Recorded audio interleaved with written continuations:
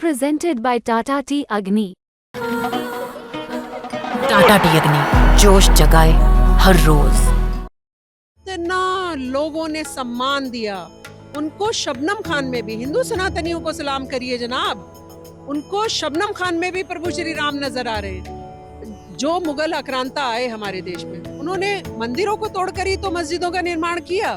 उन्होंने हमारे मंदिरों को तोड़कर मस्जिदों का निर्माण किया। अब अगर हम वापस उन्हें मंदिर बनाना चाहते हैं तो इसमें इफ और बट की जरूरत ही नहीं है। जय श्री राम के उद्घोष के साथ अपनी बात शुरू करती महिला कोई और नहीं बल्कि सामाजिक कार्यकर्ता शबनम फजल है। दरअसल दिल्ली की सामाजिक कार्यकर्ता और अपनी बेबाक जुबान के लिए जाने वाली शबनम फजल पैदल ही अयोध्या पहुंच गई। उनके पैरों में छाले हैं लेकिन होठों पर जय श्री राम का नारा। यूपी तक से खास बातचीत में उन्होंने कई ऐसी बातें कही जिसको लेकर वो कट्टरपंथियों के निशाने पर आ सकती है, लेकिन वो कहती है कि मुझे इसकी कोई परवाह नहीं। मैं जय श्री राम बोलती हूँ, श्री राम को महसूस करती हूँ और करूँ भी क्यों ना, हम सब के पूर्वज तो हिंदू ही थे। वहीं शबनम ये भी कहती है कि मुगलों ने आकर मुसलमान बना दिया और अब अयोध्या में भव्य राम मंदिर बन गया है, तो मैं सभी से कहती हूँ जय श्री राम। उनका ये भी कहना था कि मुझे यहाँ पर लोगों से बहुत प्यार मिला है। ऐसे ही श्री राम का दर्शन करने दिल्ली से पैदल चलकर शबनम खान आई हैं, जो ह्यूमन एक्टिविस्ट हैं और समाज के लिए कई काम करती रहती हैं। आप कब आई? जय श्री राम। सबसे पहले आपको मैं 22 श्री राम कहने पे बड़ा विरोध होता है। देखिए, विरोध करने वाले ना समझ हैं, नादान हैं। तो विरोध करने वालों की कभी परवाह नहीं करनी चाहिए। जो सच हो, जो सच्चाई है, उसको एक्सेप्ट करना चाहिए और उस पर ही चलना चाहिए। प्रभु श्री राम भी सच की राह दिखाते हैं और मैं सच की राह पर चल रही हूँ। डिबेट जब होता है तो कहते हैं जय श्री राम कहो, खासतौर मुस्लिम से जब बात होती है तो कहते हैं जय श्री राम कह के दिखाओ। नहीं तो जय श्री राम का नारा लगाने में क्या दिक्कत है? हमारे हिंदू भाइयों से अगर कोई अल्लाह अकबर कहे ना कहे, वो फिर भी कहते हैं। नमाज में भी खड़े हो जाते हैं हमारे साथ, हमारी हर दरगाह पर जाते हैं। तो क्या सिर्फ हिंदू ही सेकुलर रहेंगे? मुस्लिम्स का अधिकार नहीं कि वो भी सेकुलर बने?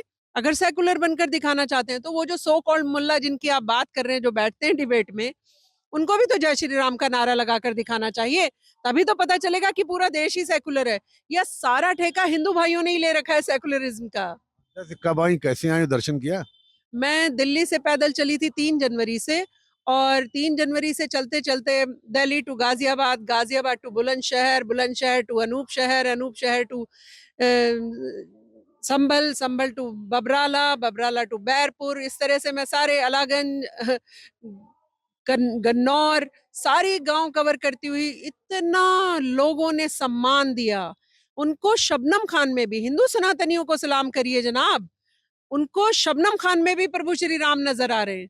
और एक आप हैं कि प्रभु में भी प्रभु को नहीं देख पाते हैं, तो लगता है उनकी आंखें थोड़ी खराब हैं। जब आप एक चश्मा धर्म का लगा लेते हैं और दूसरे धर्मों का अनादर करने लगते हैं, फिर आपके धर्म की भी कदर नहीं रहती है। तो ये जो आप देख रहे हैं, आपने हमें दिया क्या है? मैं मुल्लाओं के लिए बोल रही हूँ, क्या दिया है हमें? वहीं शबनम ये भी कहती है कि वो कट्टरपंथियों के दबाव में नहीं आने वाली है, बल्कि वो दबाव देने वाली है। और अयोध्या के बाद उन्होंने काशी और मथुरा का भी जिक्र किया और ये भी कहा कि मुसलमानों को खुद आगे आकर इसकी पहल करनी चाहिए।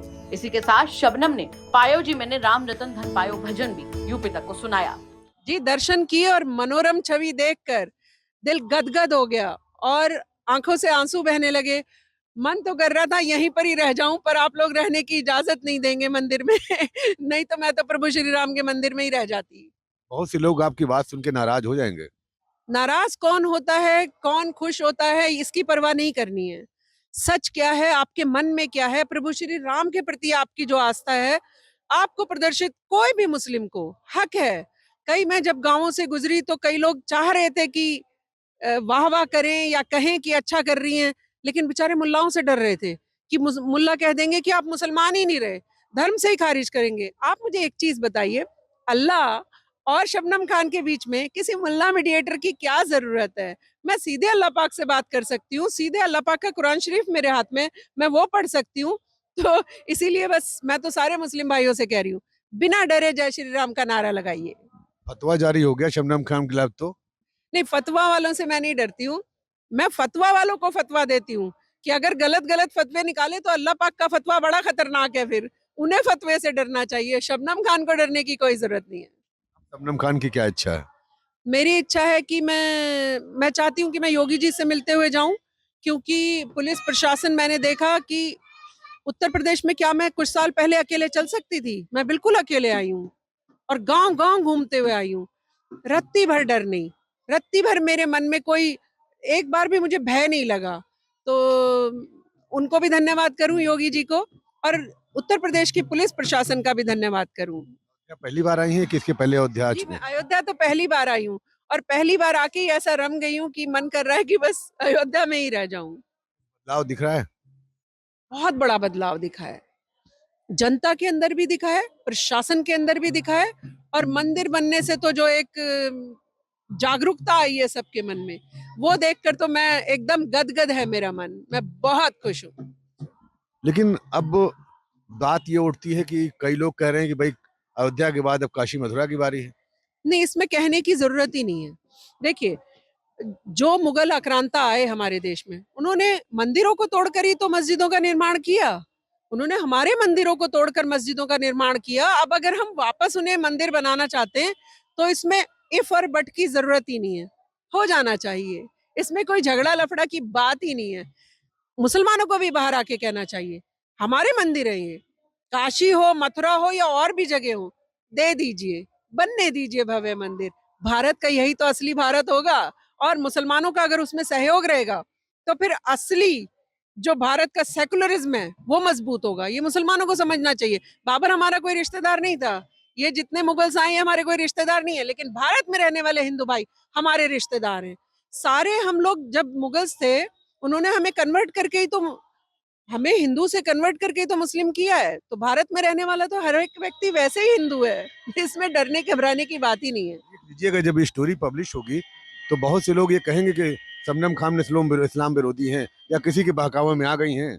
आप एक बात बताइए, क्या मैं रोटी खाने किसी और से पूछ कर जाती हूँ कि मैं 2 खाऊं कि 3 खाऊं? भगवान ने मुझे अकल दे के भेजा है। भगवान ने मेरे को दिमाग दिया है कि मैं हर अच्छी बुरी चीज समझ सकती हूँ। मैं अपने धर्म की भी हर अच्छी बुरी चीज समझती हूँ। मुझे सारी चीज पता है कि कौन क्या कह रहा है, क्या लिखा है। तो मुझे क्या कौन बहलाएगा?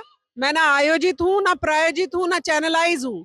शबनम खान अकेले दिल्ली से चलिए प्रभु श्री राम की राह पर, प्रभु श्री राम का नारा लगाते हुए, राम आएंगे आएंगे राम आएंगे, राम आएंगे आएंगे राम आएंगे, राम आ गए हैं राम आ गए हैं। 22 से तो आ ही गए हैं। खान भजन भी गाती हैं क्या? जी बिल्कुल। प्रभु श्री राम ने मुझे समझिए, पूछते हैं ना कि क्या पाया आपने? कुछ पत्रकार पूछते हैं कि क्या पाया आपने? पायो जी मैंने राम रतन धन पायो, पायो जी मैंने। तो मेरा सबको संदेश है, मैंने तो राम रतन पा लिया। आप भी एक बार जय श्री राम करके प्रभु श्री राम के पास आने की कोशिश करिए। जब आप प्रभु को पा लेते हैं ना, फिर आप और चीजों से मुक्त हो जाते हैं।